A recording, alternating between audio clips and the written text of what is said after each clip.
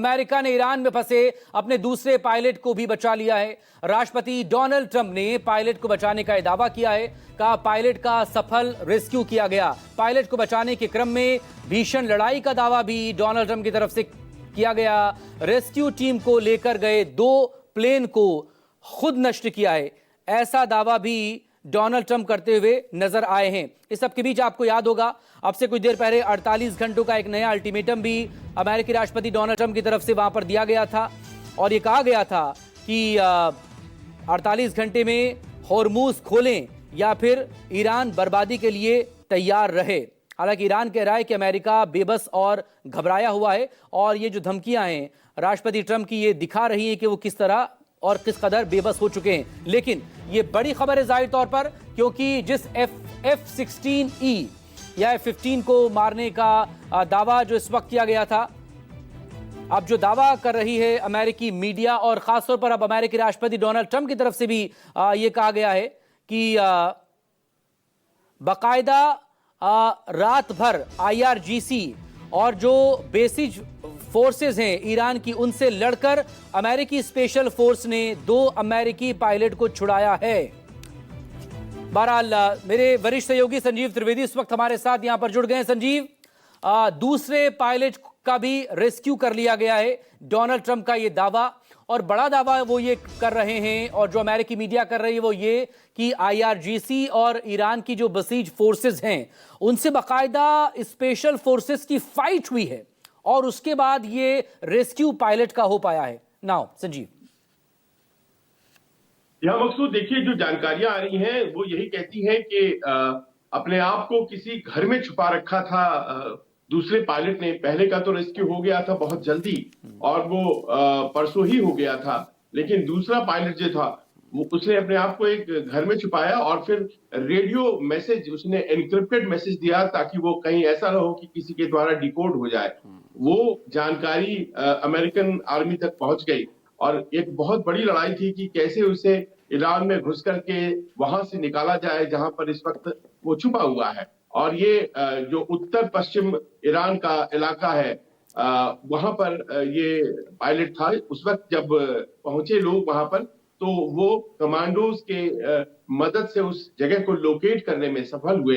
लेकिन सवाल यहाँ ये था कि जितनी तेजी से अमेरिकन कोशिश कर रहे थे मकसूद, उतनी ही तेजी से IRGC के लोग भी उस पायलट तक पहुंचने की कोशिश कर रहे थे। और अगर वो पकड़ा जाता तो आप जानते हैं कितना बड़ा बार्गेनिंग चिप हाथ में आ जाता ईरान के। और इसीलिए लगातार खामोशी एक थी जो हमें पेंटागन से या फिर व्हाइट हाउस से सुनाई पड़ रही थी पिछले 72 घंटों से।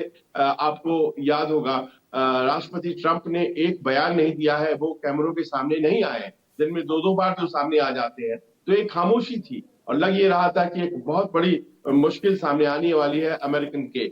और ऐसे में अभी का जो रेस्क्यू हुआ है, ये रेस्क्यू बड़ा ही डेयरिंग रेस्क्यू है, क्योंकि इसमें US आर्मी के कमांडोज नीचे उतरे और उन्होंने पहले तो महफूज किया, उस पायलट को कब्जे में लिया, लेकिन तब तक मरीन्स को घेर लिया था और बहुत से जो IRGC के सिपाही थे उन्होंने भी घेर लिया। और ऐसा लगा कि एक लड़ाई होगी जिसमें कि वो भारी पड़ेंगे, लेकिन बेहतर असलहा, बेहतर ट्रेनिंग, इन सबों की बदौलत ऐसा लगता है कि अमेरिकन अपने पायलट को बचाने में सक्षम है। अब जबकि अमेरिकी राष्ट्रपति ने कह दिया है तो उस पर मोहर लग गई है, दूसरा पायलट भी बचा लिया गया है। जी। और इस सब के बीच सवाल इसको लेकर भी है, जिस तरह के हालात वहां पर बने, एक बार फिर से 48 घंटों का एक नया अल्टीमेटर जिसका इंतजार भी किया जा रहा था वो डोनाल्ड ट्रंप की तरफ से दिया गया है। दूसरी तरफ ईरान बता रहा है कि दरअसल हताश हो चुके हैं इस वक्त, और ये सब जिस तरह के बयान वो दे रहे हैं वो हताशा भरा है। ईरान ये भी दावा कर रहा है कि अगले कुछ घंटों में एक बड़े सरप्राइज के लिए अमेरिका को तैयार रहना होगा। ये सरप्राइज क्या हो सकता है, पहली बात ये। और दूसरा, पायलट का रेस्क्यू क्या बिना लोकल सपोर्ट के मुमकिन हो पाएगा? कहीं ना कहीं अभी भी कुछ लोकल सपोर्ट शायद है अमेरिका के लिए वहां पर मौजूद। यकीनन, क्योंकि देखिए इतना बड़ा ऑपरेशन बिना ग्राउंड सपोर्ट के तो हो नहीं पाता है। तो बताया यही जा रहा है कि कुछ ट्राइब्समैन थे, यानी कि जो कबीलाई होते हैं, उनकी मदद अमेरिकन ने ली है और उन्होंने सबसे पहले एक मैसेज भी दिया था कि हम इस इलाके में सक्रिय हैं और हम आपकी मदद करेंगे, हम खोज निकालेंगे। जाहिर है ये वो लोग हैं जो कि इस वक्त वहां जो कंट्रोल है रेजीम का, उससे वो खुश नहीं है। और मकसूद मत भूलिए कि एक बड़ा वर्ग है ईरान में जो फिलहाल तो खामोश है, लेकिन वो रेजीम का विरोधी है, यानी कि जो खामनेई रेजीम है उसका विरोधी है। संभव है कि उन एलिमेंट्स की मदद जरूर मिली होगी अमेरिकन को, और उन्होंने इतना डेयरिंग ऑपरेशन, क्योंकि अमूमन मिलिट्री साइंस यही कहता है कि 18 घंटे अगर बीत जाते हैं किसी पायलट के इजेक्ट होने के बाद, तो उसके बाद बचने की संभावना बहुत कम होती है, क्योंकि कोई ना कोई लोकल होगा जो उसे पकड़ लेगा और उसके बाद फिर वो वापस बाहर नहीं आ पाएगा। लेकिन यहाँ तो करीब करीब 36 घंटे के बाद ये रेस्क्यू हुई है, तो ये अपने आप में बहुत ही बड़ी घटना है। अब दूसरी बात यह है कि जो अल्टीमेटम दिया गया है, आपको याद होगा 10 दिन का समय दिया था कि संधि कर लीजिए, लेकिन 10 दिन तो बीतने में अब बस 2 दिन बचे हैं, और यही 2 दिन के बाद ट्रंप कर रहे हैं। संधि तो हुई नहीं, तो एक अल्टीमेटम के रूप में उन्होंने आखिरी 2 दिन को बदल दिया है। आखिरी 2 दिन का मतलब भारतीय समय के अनुसार कल शाम, सोमवार शाम होगा, और सोमवार शाम यानी कि जो बाजार है वहां खुलेंगे वो अमेरिका की सुबह होगी सोमवार की। इसका अर्थ ये होता है कि कल बहुत ही भीषण तरीके से तेल के दाम और बाजार की गिरावट ये सब देखने को मिल सकती है।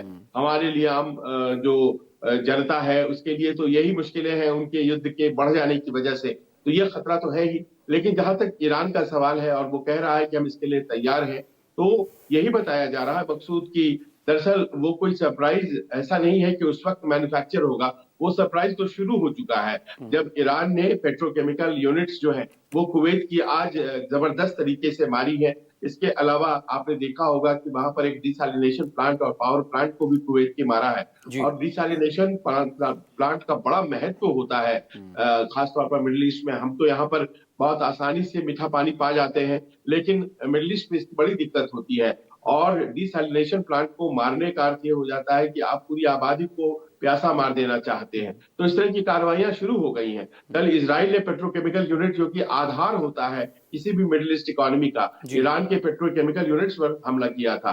तो अब की जो लड़ाई होने जा रही है वो जाहिर है कि सिर्फ और सिर्फ जो क्रिटिकल इंफ्रास्ट्रक्चर है उसके ऊपर हमला होने जा रहा है, और ये बड़ा मुश्किल चरण होगा लड़ाई का, क्योंकि इसमें सब कुछ बर्बाद कर देना है और एक दूसरे से बात नहीं करनी है, ये वाला फेज आ गया है। बहुत शुक्रिया आपका संजीव, तमाम डिटेल के लिए। नजरें बनाए रखिएगा, अपडेट के लिए आपसे फिर बात होगी।